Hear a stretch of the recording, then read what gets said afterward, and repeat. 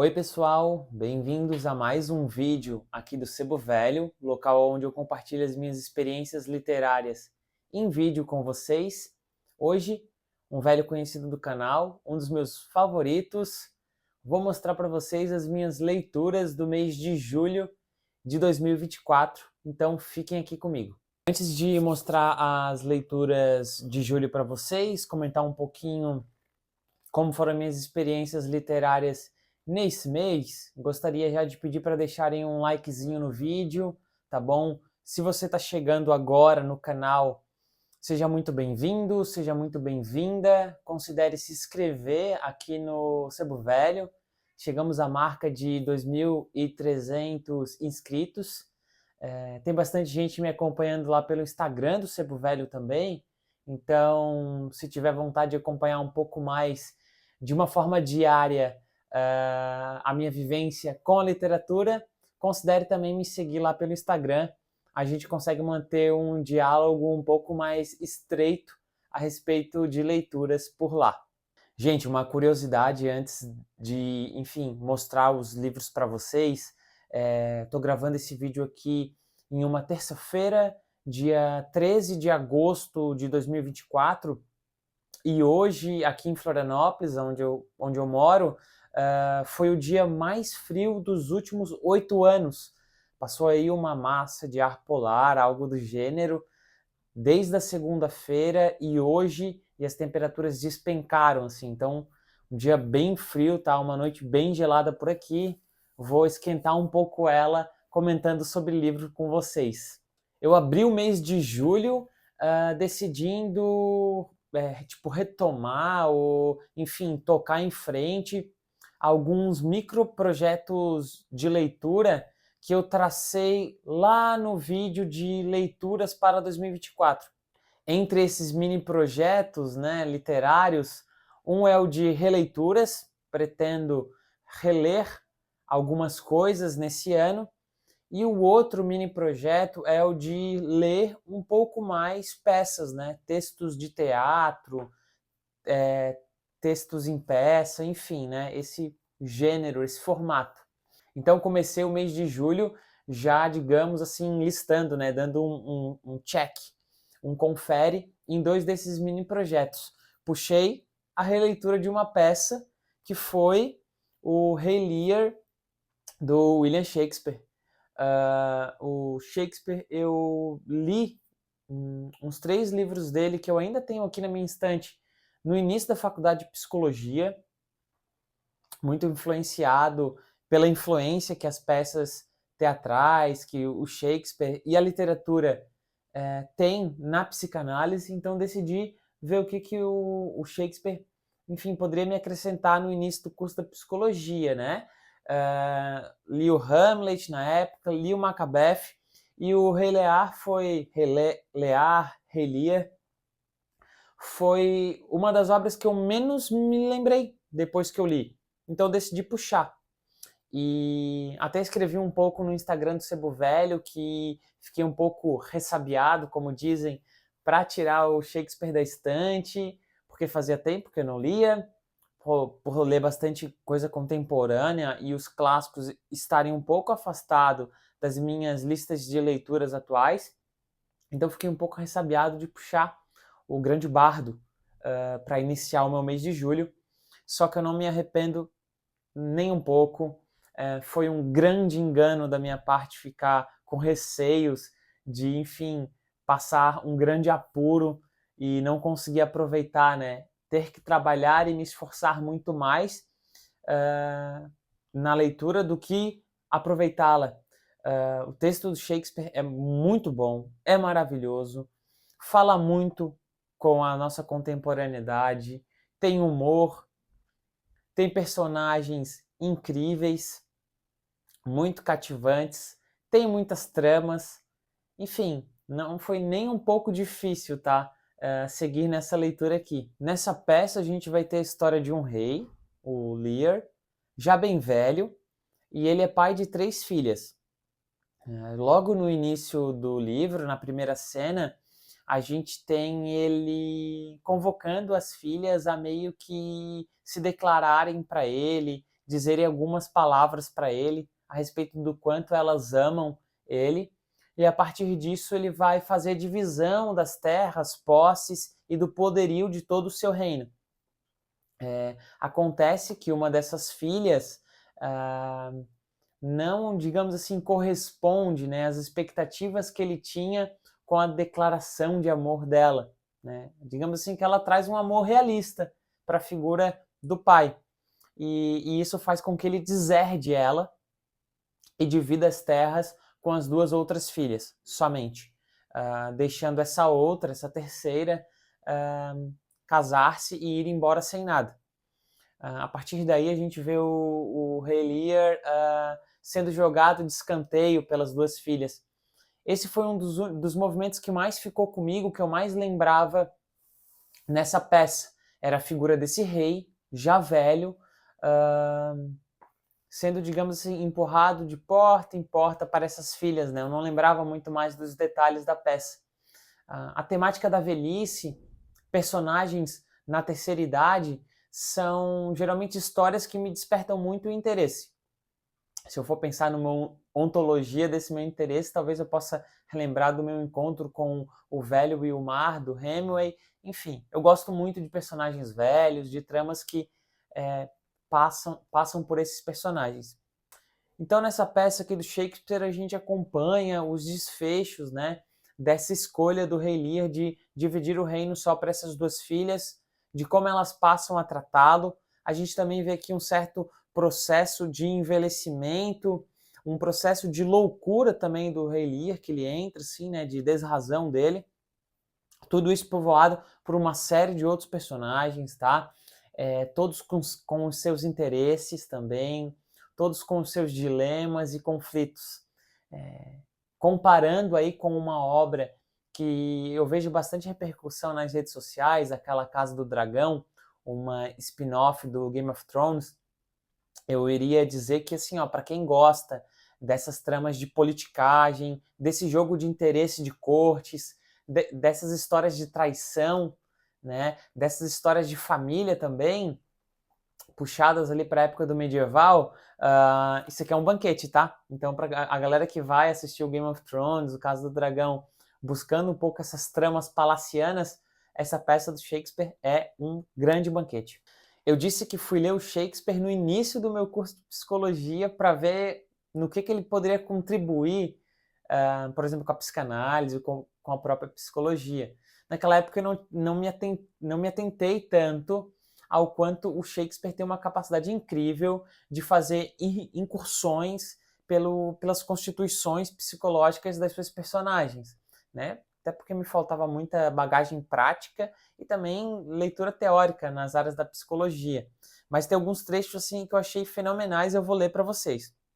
Aqui na página 22 dessa edição da LPM Pocket, com tradução do Milor Fernandes, que é a que eu tenho, um personagem Edmundo diz o seguinte: eis a sublime estupidez do mundo, quando nossa fortuna está abalada, muitas vezes pelos excessos de nossos próprios atos, culpamos o sol, a lua e as estrelas pelos nossos desastres, como se fôssemos canalhas por necessidade, idiotas por influência celeste, escroques, ladrões e traidores por comandos do zodíaco, bêbados, mentirosos e adúlteros por forçada obediência a determinações dos planetas, como se toda a perversidade que há em nós fosse uma pura instigação divina.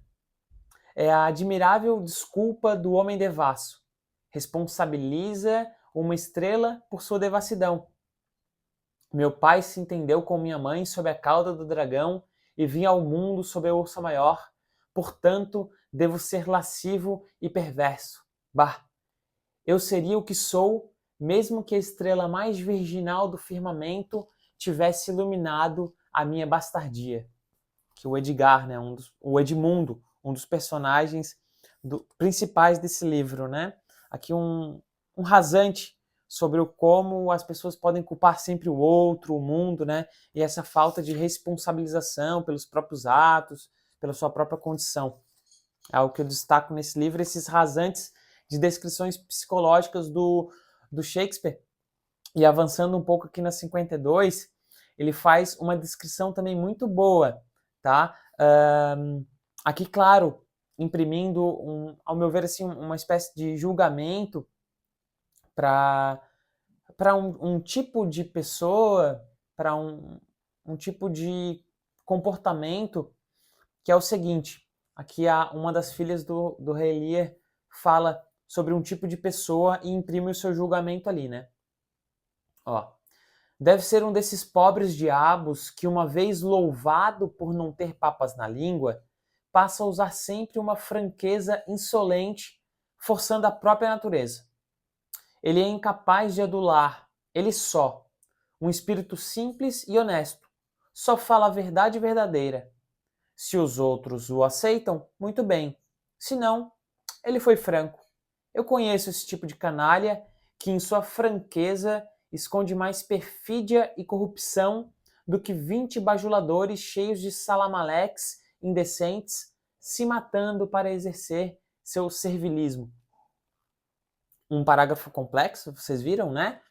Mas uma descrição muito boa de certos movimentos de comportamento, aqui, né? Um julgamento e uma descrição de pessoas que, enfim, não têm papas na língua e se vangloriam por isso, e aqui imprimindo um pouco de um certo julgamento das consequências que isso pode fazer. E isso tá cheio na obra inteira, tá? E isso me fascinou também, me manteve muito preso nesse livro aqui. Para finalizar os breves comentários sobre essa primeira leitura do mês de julho, eu queria destacar também um outro personagem que é o Bobo. Nos momentos em que o rei Lear tá liberando a loucura, né? Tá totalmente afetado pelas consequências da sua escolha de divisão de terra e poder, ele encontra-se com esse bobo da corte, né? E a figura do bobo, essa figura jocosa, mas entra nessa obra como uma figura muito sábia também, uma figura que consegue comunicar-se com Lear, e talvez um dos únicos que consegue despir o Lear do seu carrego como rei e falar verdades para ele, né? Aí aqui eu marquei uma frase bem curta, tá? Do bobo da corte pro rei Lear. Ele diz assim, ó: tu não devias ter ficado velho antes de ter ficado sábio. O livro tá cheio dessas frases curtas que são um golpe, tá? No leitor. Isso aqui eu achei maravilhoso. Uma outra aqui, tá? Não proferida pelo bobo, mas por uma outra personagem.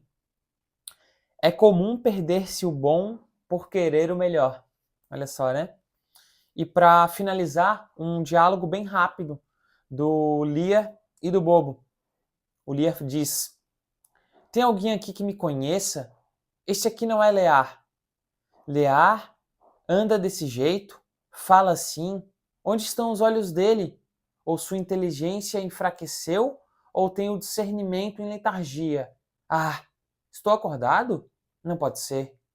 Alguém é capaz de dizer quem eu sou? E o bobo responde: a sombra de Lear. Enfim, tá aqui. Relear, relia, pouco importa, para mim. Primeira leitura do mês de julho. Recomendo fortemente, me deu mais vontade de ler peças do Shakespeare, principalmente, e recompensou aquele meu projeto de fazer releituras. Valeu muito, muito a pena ter voltado para essa daqui. Segunda leitura do mês de julho. Se a peça foi uma leitura fluida, apesar de um grande clássico que me deixou meio assim de demorar um pouco na leitura, a segunda leitura foi mais demorada, mas não porque foi chata, muito pelo contrário, foi uma das melhores leituras desse ano e, por enquanto, a melhor ficção do ano. Eu estou falando aqui do Estação 11, da Emily Mandel, editado aqui no Brasil pela Intrínseca, com tradução do Rubens Figueiredo, publicado por aqui em 2014 ou 2015, se eu não me engano. Acho que o livro é de 2014 foi publicado em 2015. Melhor ficção do ano, tá, gente? Gostei bastante. Me tirou muito da zona de conforto das leituras que eu faço. Foi uma ficção que me fez pensar bastante e que me surpreendeu em vários sentidos, tá? E daí eu me demorei um pouco mais nos comentários sobre esse livro no meu último vídeo aqui do canal. Então não vou me estender muito mais em comentários a respeito de Estação 11. Vou fazer o convite para você, quando terminar de assistir esse vídeo aqui, ir no meu último vídeo, né, dedicado exclusivamente ao Estação 11, para assistirem, enfim, e descobrirem, né, o que eu achei e todos os pontos que eu gostei e que eu quis destacar dessa obra aqui. Mas eu gostaria de recomendar outra coisa para vocês aqui, que não é livro dessa vez. Lá no meu comentário sobre Estação 11 no último vídeo, eu bati na tecla de que era uma ficção dessas pós-catástrofe, com um tonzinho de ficção científica, que se destaca um pouco pelo caráter otimista, por uma visão otimista da sociedade.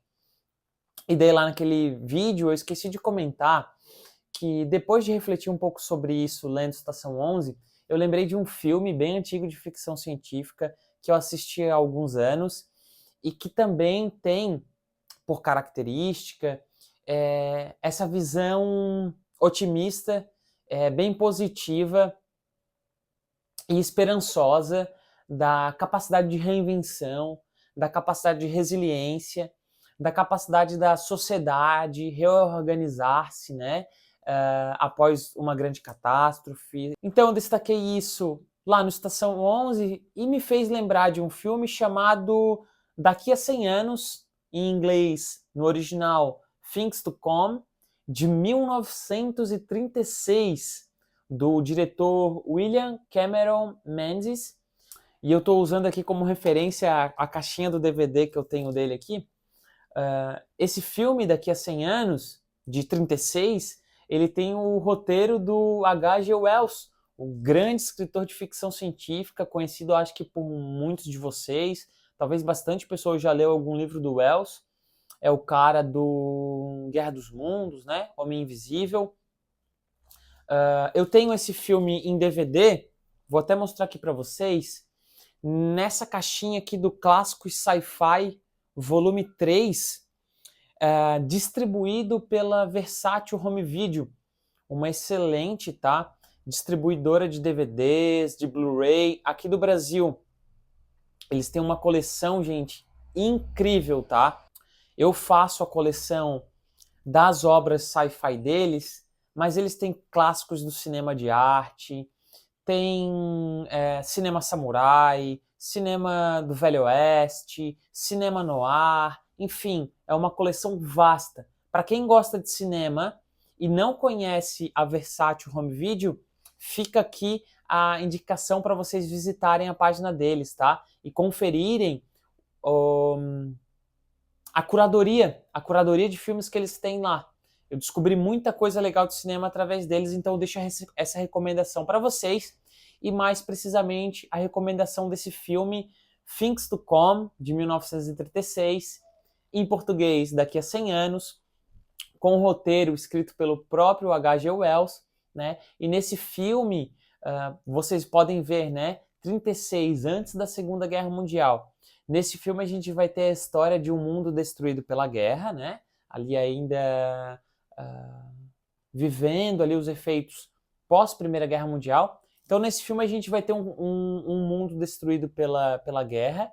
O filme passa-se em 1940 e o filme tem 100 minutos, tá? Um filme curtinho, de 100 minutos. Em 100 minutos ele vai contar 100 anos, um século, né? Vai terminar em 2040. E daí, nesse filme vocês conseguem ver também uma visão bem otimista e esperançosa dessas capacidades, né, de reorganização da sociedade, dessa esperança humanista de uma reconstrução para melhor e de uma visão otimista do futuro, né? Uma visão, aqui nesse filme, também otimista da tecnologia, do uso da tecnologia.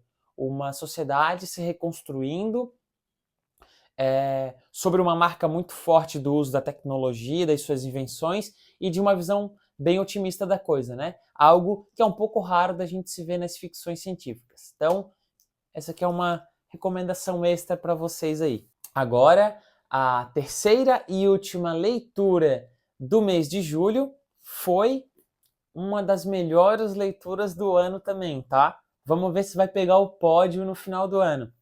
Tá aqui, ó. Limonov, do escritor francês Emmanuel Carrère, ou Emmanuel Carré. É o terceiro livro desse escritor francês que eu leio, o meu xará, né? E eu gostei demais, tá? É a segunda biografia meio estranha que eu leio dele. Eu li aquela que ele escreveu sobre Philip K. Dick e li agora essa sobre o Limonov. Essa edição que eu tenho aqui é uma edição da Tag Curadoria, em parceria com a Alfaguara, que foi quem publicou, né? E tem a tradução de André Teles, tá? Sobre o que é esse livro aqui, né? Quem que é Limonov, o biografado da vez pelo Emmanuel Carré. Limonov é um russo, um escritor russo, mas não só isso, né? Ele foi escritor, ele foi mendigo nos Estados Unidos, ele foi ativista político, ele foi mordomo, alpinista social, foi um tanto de coisas. O Limonov é um turbilhão. Ele é uma figura detestável e apaixonante ao mesmo tempo. E um cara que nasce na Rússia, ali pelo final da Segunda Guerra Mundial, vê a União Soviética acabar, retorna para a Rússia, vai para os Estados Unidos sem poder voltar para casa na época da União Soviética para tentar a vida nos Estados Unidos, tenta ser poeta, tenta ser militar, enfim, torna-se escritor. É um turbilhão de coisas o Limonov, e o que é fascinante nessa biografia aqui do Emmanuel Carré e na forma como ele escreve biografias é que a gente é apresentado aos seus biografados ao mesmo tempo que o Emmanuel Carré apresenta como ele mesmo foi apresentado, entrou em contato com esses personagens aqui. E assim, tá? Para deixar vocês um pouco curiosos, eu fiquei impressionado o quanto a vida do Emmanuel Carré em alguns momentos se aproximou ali do Limonov, tá? Seja fisicamente, que tem uma cena ali que eu acho muito interessante, que ele fica muito próximo e ele nem imaginava na época do Limonov. Seja então fisicamente, seja também entre pessoas que eles se conheceram, né? Seja também assim por alguns gostos literários, enfim, essa proximidade, tá, do Emmanuel Carré com o seu biografado, essa impressão que o Emmanuel Carré faz questão de deixar no texto dele julgamentos, pontos de vista, opiniões muito fortes sobre os seus biografados, questionamentos, reflexões sobre o porquê está escrevendo uma biografia de um russo que se tornou um escritor marginal, um escritor tipo outsider, que se tornou um crítico da política russa, ora apoiador da política russa. Por que escreveu a biografia de um cara que apoiou movimentos fascistas, movimentos assim milicianos ali na Europa oriental, um personagem extremamente controverso, sim. O Emmanuel Carré a todo momento faz questão de deixar no texto esse embate que ele tem com o ofício de escrever uma biografia de um sujeito tão assim polêmico quanto o Limonov, tão problemático em vários sentidos, mas sem perder também e sem abrir mão do espaço central da obra, que é o Limonov, né? a gente conhece a vida desse cara, então, desse escritor russo, tá?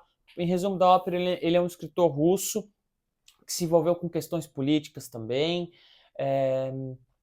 que pensou sempre muito a Rússia, hoje ele já está morto, né? É um cara que abandona a Rússia, assim, para ir tentar a vida nos Estados Unidos, mas nunca deixa, né, de pensar essa terra da onde ele veio e o povo da onde ele saiu, né? O povo russo, assim, um cara com pretensões megalomaníacas, bem egóico em alguns sentidos, assim, né? Um desses sujeitos fora da curva, mas que também tem uma humanidade, tem traços, assim, de uma sensibilidade, de um olhar com o outro também, que ajuda a fortalecer essa ambiguidade toda que ele é, né? Ora detestável, ora apaixonante. O Emmanuel Carré, mesmo imprimindo no seu texto, né, questões próprias dele, ele deixa, né, o primeiro lugar, né, deixa o pedestal, deixa o palco para o seu biografado.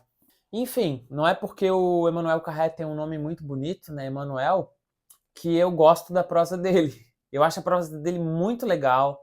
As duas biografias que eu consegui ler dele, assim, né, que ele escreveu, eu gostei muito de ficar ali lendo ele, ouvindo ele, né? Adorei mesmo, tá? É um dos escritores que eu mais gosto contemporâneos, posso dizer assim também. Mas não foi só por causa disso que eu gostei desse livro aqui. Conhecer a história de vida do Limonov, conhecer sua biografia, me possibilitou um teletransporte para um momento histórico e político ali da União Soviética, pós-Segunda Guerra Mundial, da queda da União Soviética, né, e do início dos novos governos russos, né, me levou através, né, me levou acompanhando Limonov e fazendo também ler um pouco de coisas fora, me levou a entender um pouco mais sobre os conflitos ali da Ucrânia, da Croácia e da Sérvia, da Bósnia, tá? Esses conflitos todos que se desencadearam naquela parte ali do mundo pós destituição da União Soviética, tá? Um momento histórico que eu sempre tive bastante curiosidade para entender mais, e a partir daí, né, de uma obra de não ficção, eu consegui consegui conhecer, acompanhando um personagem, o olhar dele para aquilo tudo, eu consegui também, tá, construir o meu olhar a partir daquilo, traçar minhas opiniões, tá, e aquilo ali me edificou, assim, isso me ajudou muito, tá, a sair de uma ignorância mesmo, desse momento histórico, daqueles acontecimentos políticos. Então foi um livro muito assim, provedor de conhecimento para mim mesmo, tá?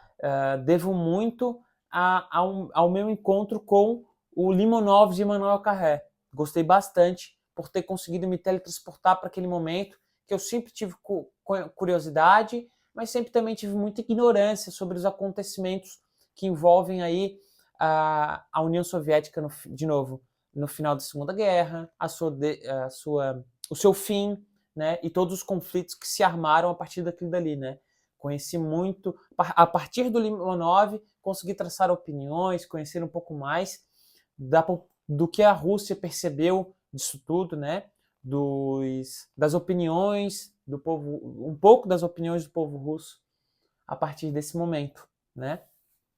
E isso me levou a relembrar um livro que eu li também há alguns anos atrás, que é esse daqui, ó, O Viver, do Yu Hua, um escritor chinês, saiu pela Companhia das Letras e tem tradução de Márcia Schmaltz. Por que me fez lembrar do Viver do Yu Hua? Nesse livro Viver aqui já uma ficção, 100% ficção, a gente vai ter um jovem rapaz que está indo para as aldeias do interior da China entrevistar populares para uma matéria de canções folclóricas, canções populares. Lá, nessas aldeias, ele vai encontrar um senhorzinho cuidando de uma vaca e vai começar a conversar com esse senhorzinho para saber a história desse senhor. E a partir disso, a partir desse contato entre o jovem repórter e o senhorzinho da vaca, conhecendo a história desse senhor, a gente conhece também a história da China contemporânea, desde 1940 até os anos atuais, desde a ocupação japonesa até a ascensão das tropas nacionalistas. A gente vai, claro, acompanhar a história individual do Senhor da Vaca, né? Lá nos seus anos de juventude e tudo que foi acontecendo com ele a partir das mudanças políticas da China. Fascinante esse livro aqui, tá? Recomendo muito. É uma ficção, é curtinho e assim, talvez é um dos livros mais tristes que eu já li na vida, tá? O Yu Hua tem nesse livro aqui uma prosa bem crua, os acontecimentos chegam, ele conta e não tá nem aí para preparar o seu leitor para os desfechos de alguns acontecimentos aqui, então é bem cruel, é bem cru em alguns momentos, é uma história bem triste, mas é um dos livros que, assim como Limonov, me teletransportou para histórias individuais, ficcionais ou não, mas histórias individuais de pessoas vivendo um momento político e histórico e social que eu sempre tive interesse, né, mas sempre tive bastante ignorância, e a partir da literatura eu consegui conhecer mais, ter mais uma opinião melhor, né, elaborada sobre tudo isso, né? Então, assim, um obrigado à literatura aqui, né, a partir desses encontros.